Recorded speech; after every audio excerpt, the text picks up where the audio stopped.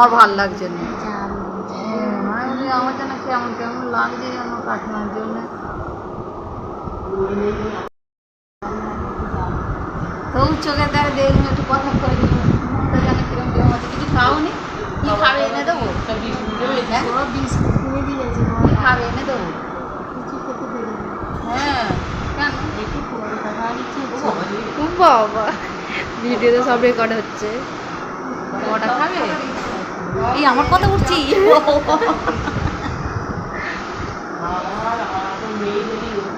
এরা শুধু বাইরের জিনিস খায়, বাইরের জিনিস বিরিয়ানি খায়, এগরোল খায়, চপ খায়। এ বাবা আমার ভিডিও তুলছে। একটু খাওয়া এবার ঘরে গিয়ে কমাবে, বুঝেছো? ঘরে খায় হালকা হালকা।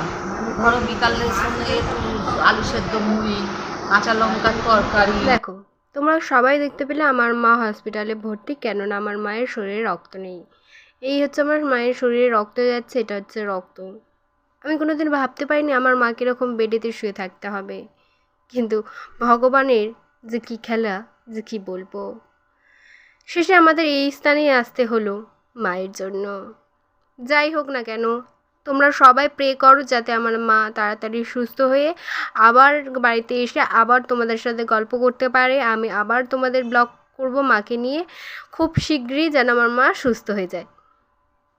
সো তোমরা দেখতেই পেলে আমার মা হচ্ছে হসপিটালে ভর্তি, আর আমরা হচ্ছে দেখতে এসেছি।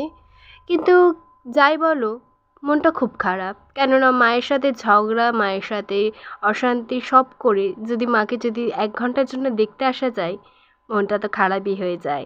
যাই হোক, আমার ভিডিওটা এতটুকুই। সো আমাকে দেখা হলো, এবার আমি বাড়ি যাচ্ছি।